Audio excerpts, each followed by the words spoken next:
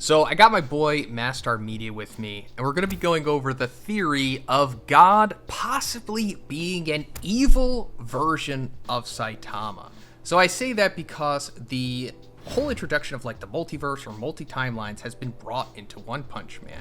And we initially saw it back when Saitama went back in time to undo everything that Garo had did in his original timeline, but then we saw it also recently with Empty Void using some kind of crazy quote-unquote jutsu to jump out of the causality of the universe and see all different timelines spawning from it within their own bubble. And it makes me wonder, like, where else is this going? Since it's being brought up multiple times, and we do know that multiple timelines currently exist. There is literally a timeline within One Punch Man right now where most of the heroes are dead, and Saitama doesn't even exist there anymore. So what if there is the possibility of a timeline where Saitama doesn't become the good guy after removing his limiter, but he becomes bad, and it leads to him becoming God?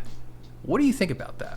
Well, yeah, there's multiple theories about God being Saitama, and I think the initial thought is, hey, they're both bald, right? And they're both gods, I guess. But the real question is Saitama, is there another version of Saitama in all these parallel realities, or is he a singularity?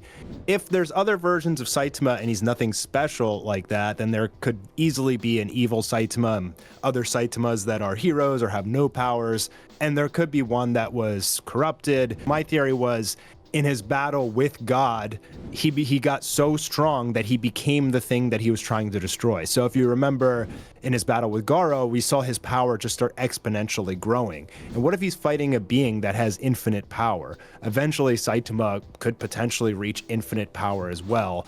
But he has a good heart, so like I don't really see it corrupting him. I guess it potentially could have. Like if he needed the power of God in order to destroy this God, and then he became it. That is a theory, but it's also an idea that Saitama has some sort of like good God inside of him, and this is essentially like Satan, and you know the monster God is essentially Satan, and that's why like Saitama has to fight him at the end to show that the good real God wins. But there's a lot of different directions Murata could absolutely take this, but if it is Saitama, the only thing, like one of the main things that doesn't really make sense to me is like, if he is this corrupted Saitama from another timeline, like this god is ancient, okay? Like he's extremely old. He's sealed inside the moon right now, or at least a version of him is. So I think all the parallel timelines, they're still supposed to be the same time.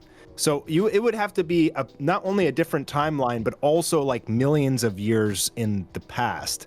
And I feel like that's just starting to reach quite a bit. Well, yeah, for sure. Because, well, first of all, we don't have enough information. And I wouldn't even have entertained this theory unless that timeline stuff was coming into play. Because it really makes you wonder. And also, it goes back to what you're saying. They're both bald. That's enough for me for a slam dunk on this theory. No, but you were also asking, like, you know, is Saitama, I think in Marvel it's called like a universal constant. Across the multiverse, there are no variants of an individual. They're only one of one. Like, only the coolest and strongest Marvel characters have that. And I was hoping that was the case with Saitama, because if any character in manga is going to have that, it's going to be Saitama. But the fact that we saw two different Saitamas converge together, you know, after the whole time travel stuff and merge into the new Saitama that we have right now, where his memory was wiped, kind of didn't sit with me the best. I would have just liked if there was one Saitama, even across all timelines, you know, but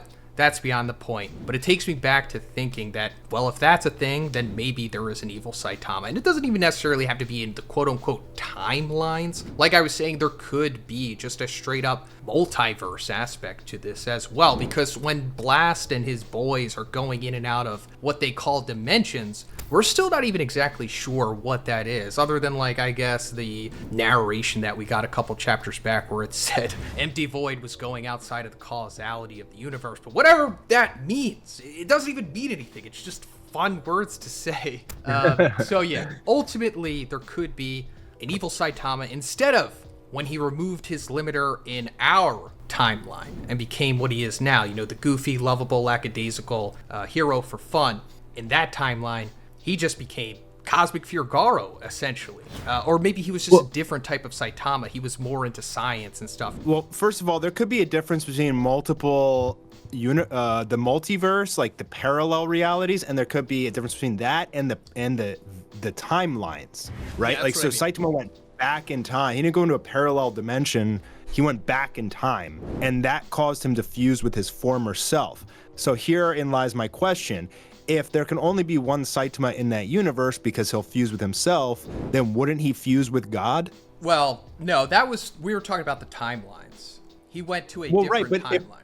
Right, but like, if God, I mean, God is still in that timeline. He's in the moon. So shouldn't Saitama be like sucked up to the moon and fuse with him just like he did with his previous self? Like, if God was another version of Saitama. If he was another version of Saitama from a different quote-unquote timeline, yeah, I guess it would, since it happened when we saw the other Saitama. But if this is like a god from another universe entirely, then I guess the rules are different. It's not a parallel timeline to where they are in the universe. It's a whole different reality entirely, which has its own timeline. Like, think about Dragon Ball Super rules. In the Zamasu arc, when they used that ring, they went between the timelines. However, in the Tournament of Power, they went between universes. Right. Yeah, I mean, there could be a difference. Murata could approach it that way, but it would have to be like almost from both, because like if the multiverses are all the same time, like all the characters are the same age, right? Then this god is obviously very, very, very old. So, and he's in Saitama's universe. So he would both have to be from a different timeline and a different universe, and somehow have been brought into Saitama's universe and then sealed. I mean, that just seems like that's going to be way too hard to write. Like that, I mean, it's like too much. It's too confusing. It's going to have a lot of plot holes. I think it's way more possible that he's been around since the beginning of the universe, and he's creating all these monsters for whatever purpose because he's trying to escape. You really, really have to reach and fill plot holes with things you're making up in order to get that story to make sense, unfortunately, because like it is a cool concept, you know, and you know they're going to fight at the end, and they're probably going to be very equal power like in the beginning, I'm assuming. So it is a definitely easy way to connect it and be like, oh, maybe he's Saitama from the future or the past or whatever. But you got to really, really add a lot of BS into it to make that work, in my opinion. And I just don't think it's true.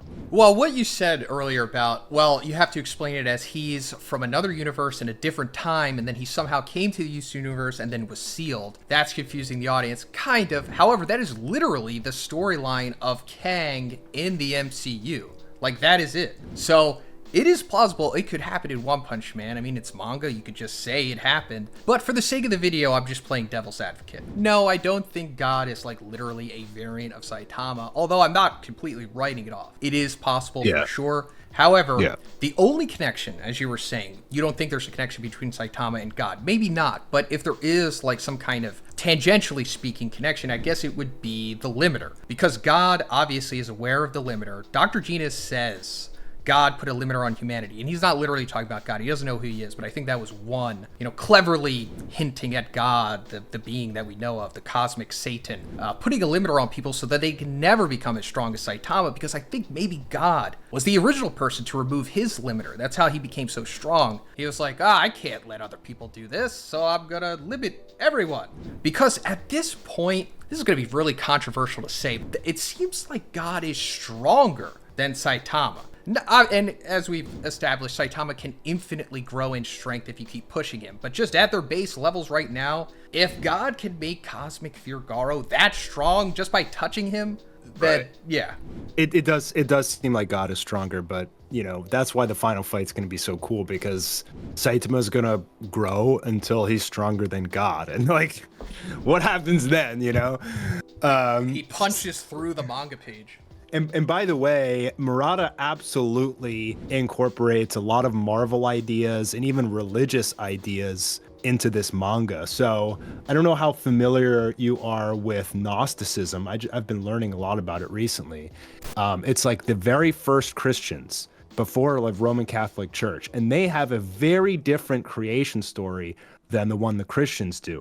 And in this creation story, essentially the demiurge, who looks like God, or he's also represented as like a dragon, created the universe. And so the god of our like reality is, or our world is the demiurge, which is Satan. But he was created by through a couple chains, the supreme creator god. So essentially, like, this god could very well be the god of the universe. Like, if Murata is actually thinking this way, if he's, and honestly, man, I'm starting, the more I research One Punch Man and or spirituality stuff, the more I see its influence in One Punch Man. It's kind of uncanny, and it's possible that Murata is taking that approach or something. And then, so like, if the monster god is the demiurge, then, you know, basically how the story goes is the supreme creator god came down in the form of Jesus, and in order to, like, you know, liberate humanity and all that. So like,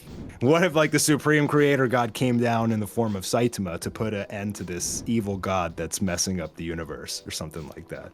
Just to throw it out there. But it's interesting stuff nonetheless. Definitely, that's really interesting. You bring up the demiurge. Me and my One Piece buddies, we were talking about that in a theory video the other day, because the One Piece final villain might be tied to the demiurge. So it's very plausible. It seems like mangakas are into that stuff. But yeah, that's it for now. Thank you for coming along, Mastar. As always, it's been a while since our last collab. Glad to have you back. pleasure. I'm sure I hope the people on the channel are happy too. But let me know what you guys think in the comments, and of course, subscribe to Mastar. I'll have him linked in the description. And have a great day. I'll see you in the next one.